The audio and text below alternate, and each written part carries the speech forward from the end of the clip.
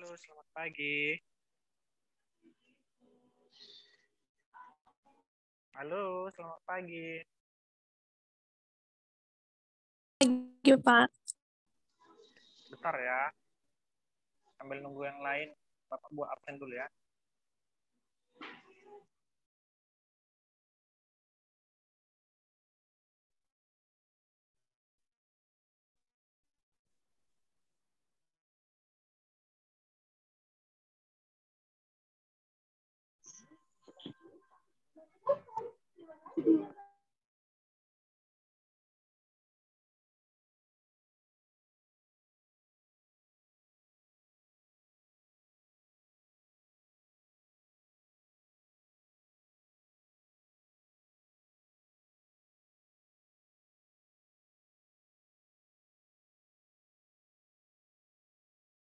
Halo.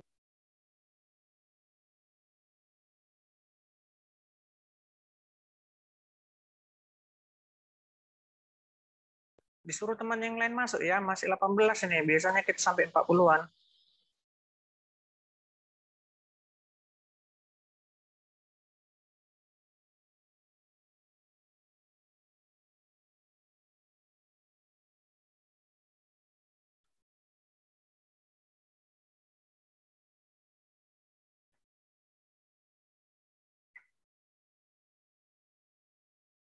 Halo, udah jelas suaranya? Jelas, Pak. Udah, Pak. Udah, Pak. Oke, Udah jelas. Udah, Pak. disuruh temannya masuk ya, masih 18. Biasanya kita sampai 40-an.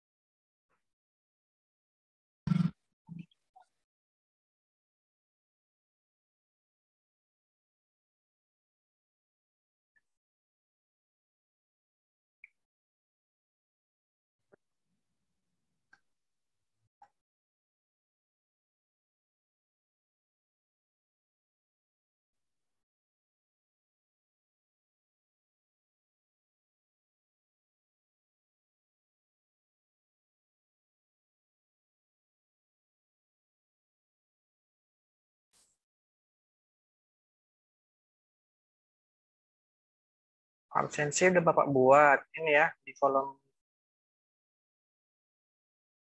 komentar.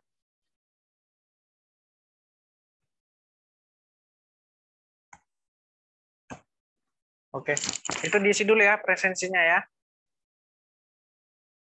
Baik, Pak.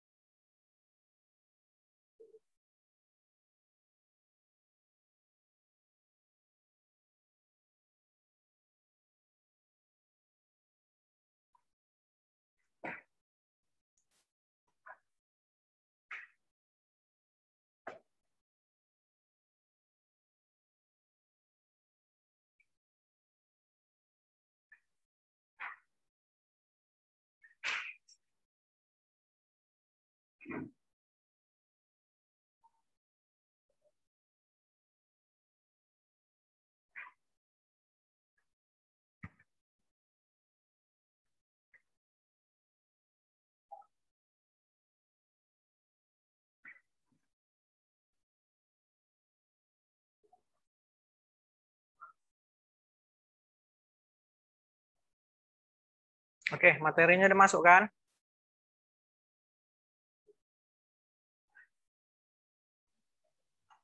Sudah, Pak. Sudah, kita mulai ya. Tapi ini nggak tambah-tambah, masih 23.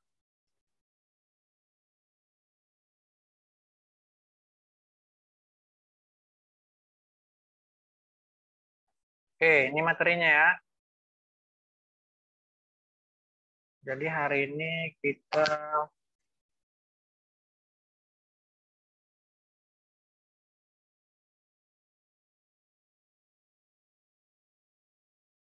bentar kali lu PowerPoint-nya.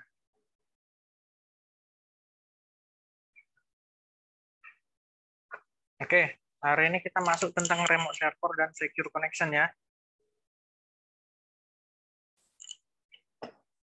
Udah bisa kita lanjut? Bisa, Pak. Bisa, Pak. Bisa, Pak.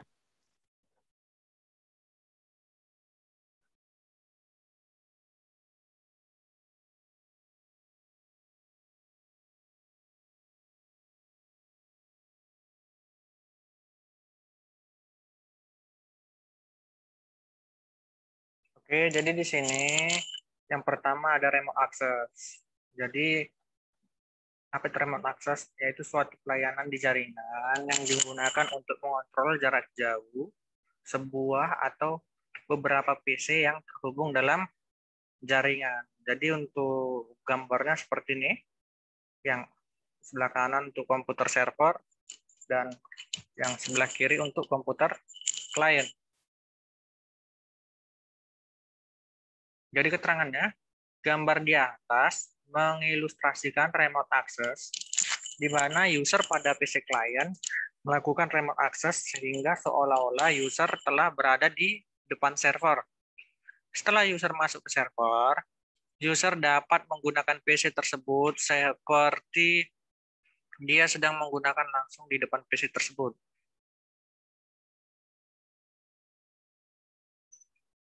Jadi, ini perhatikan, remote access. Untuk yang sebelah kanan ada console base, yang sebelah kiri adalah GUI base-nya atau grafiknya. Jadi di console base apa aja yang ada? Ada telnet, ada SSH, ada RegSec, dan ada RSH. Kemudian di GUI base-nya apa aja yang ada? Ada R desktop, ada VNC, ada remote admin, dan ada XDMCP.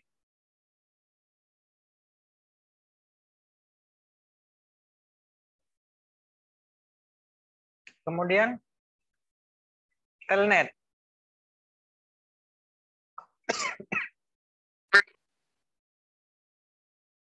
Jadi di sini ada secure, ada autentifikasi, kemudian prosesnya cepat, kemudian menggunakan port 23.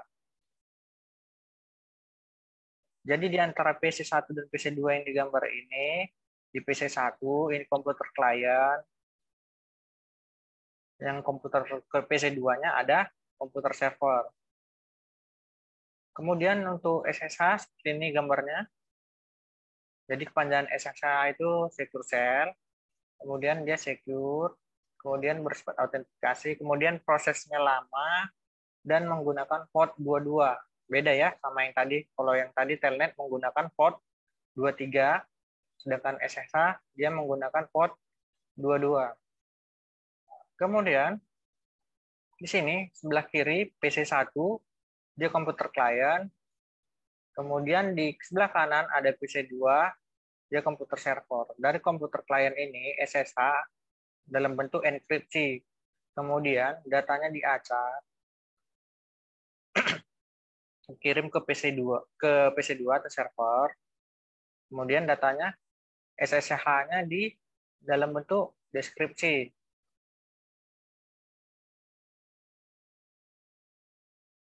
Kemudian RegSec dan RSA.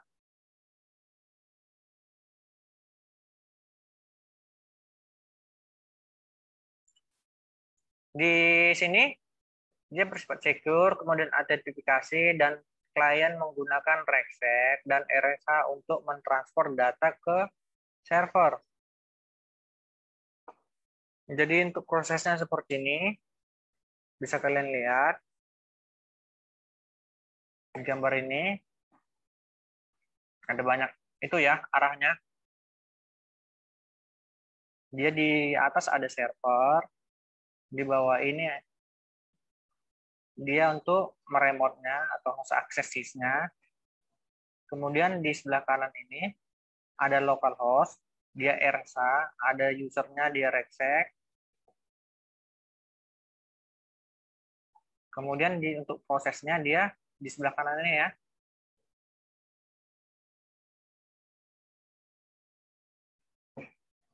Ada yang udah pernah mencoba remote access? Belum? Ada yang udah Belum, pernah? Pak. Belum. Remote jarak jauh juga belum pernah.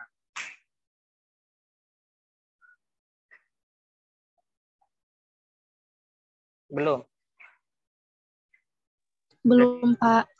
Pak. Jadi Pak. kalau remote yang paling sederhana jarak jauh dia menggunakan TeamViewer ya.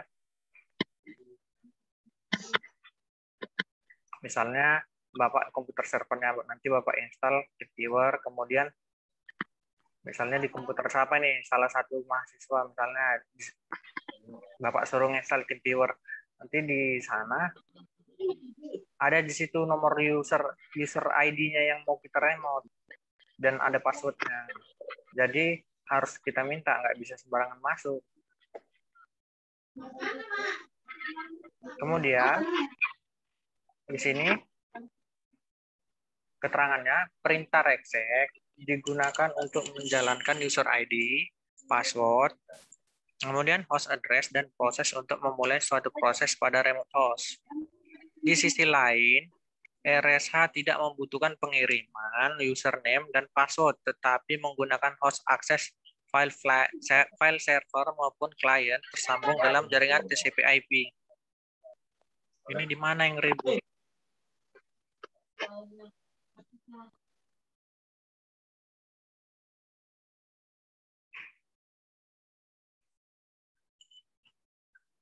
Kemudian regsec menggunakan TCP port 512 dan 514.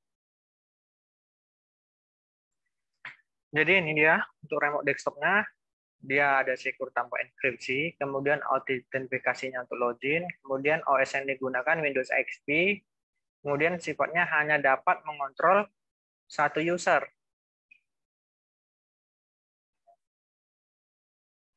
Kemudian yang kedua VNC, Virtual Network Computing. Jadi di sini secure tanpa enkripsi, kemudian untuk autentifikasinya login ditambah VNC password, dia meminta password. Kemudian OS yang bisa digunakan untuk VNC ini ada Windows dan Linux. Kemudian remote admin. Di sini remote admin, secure-nya tanpa enkripsi. Kemudian pada autentifikasi dia menggunakan remote admin password. OS yang bisa digunakan hanya Windows. Kemudian di sini ada XDMCP. Jadi kepanjangannya X Display Manager Control Protocol. Dia bersifat secure tanpa enkripsi. Kemudian autentifikasinya minta login. Dan OS yang bisa digunakan adalah Unix. Kemudian file transfer. Di sini salah satu aplikasi di jaringan yang memberikan pelayanan berupa pengiriman suatu file ke PC yang lain. Jadi bisa dilihat di gambarnya. Sini file gambar untuk file transfer. Jadi komputer klien mengirim data ke server. Ngerti melihat tanda panahnya? Di klien kan tanda panahnya hanya mengarah ke server, tetapi di server ada dua tanda panahnya. Yang di bawah ini putus-putus. Ini dia. Jadi yang di atas ini dia hanya bisa mengirim data. Tetapi untuk yang di server dia bisa mengirim dan menerima. Paham? Paham, Pak. Kemudian keterangannya, panah dengan garis lurus diartikan klien dapat masuk ke server. Garis putus-putus memiliki arti file tersebut dapat dikirim dari klien ke server atau file tersebut dapat ditarik dari server ke klien. Nah, ini dia tadi. Sehingga garis putus-putus memiliki dua arah. Nanti kalian pelajari ya sifat-sifatnya semua. Siapa tahu nanti di ujian UAS keluar. Kemudian untuk contoh FTP season-nya dia seperti ini. Bisa kalian lihat aja lah ya, karena kan nggak kita install ini. Oke. Inilah dia untuk apanya, proses programnya. Jadi contoh ini dibuat untuk menunjukkan bagaimana mengambil dokumen dari file server. Kemudian perintah pada aplikasi file transfer. Jadi nanti untuk aplikasi perintahnya yang di aplikasi file transfer, di sini ada beberapa, ada menggunakan open IP, kemudian ada get file, kemudian ada path file, kemudian ada mkdir, kemudian ada head, kemudian ada logout. Jadi perbedaan antara FTP dan Windows Sharing, di sini FTP dia menggunakan login, kemudian multi user, kemudian bisa masuk ke seluruh direktori secure, kemudian bebas virus. Lanjutannya, Windows Sharing. Di sini Windows tidak perlu login, kemudian tidak menggunakan user, kemudian secure, kemudian gampang terkena virus. Oke, materi kita sampai di sini. Sedikit kan? Udah paham semua? Ada mau ditanya? Ada yang baru masuk ini. Bagaimana? Jadi sifat-sifatnya yang ini tadi kalian paham ya? Ayo bagaimana? Ada yang mau ditanya?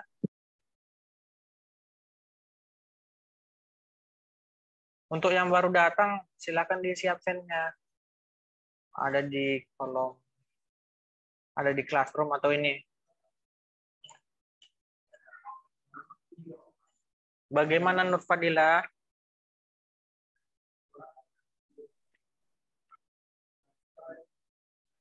Kalau remote yang paling simpel yang Bapak bilang tadi, menggunakan TeamViewer.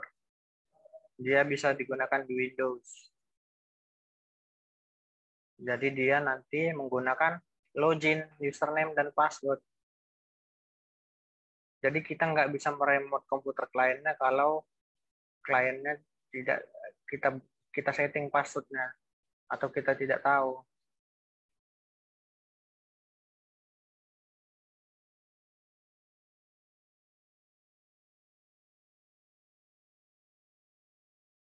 Bagaimana yang lain?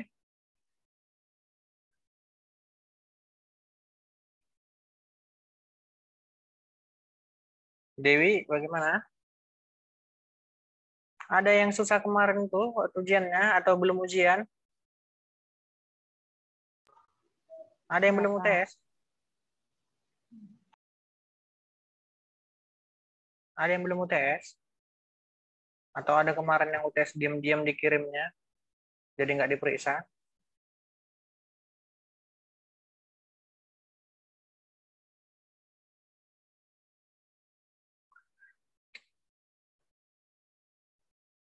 Nggak ada yang mau bertanya? Jadi nanti bisa kalian coba-coba. Kalau mau menggunakan yang paling simpel.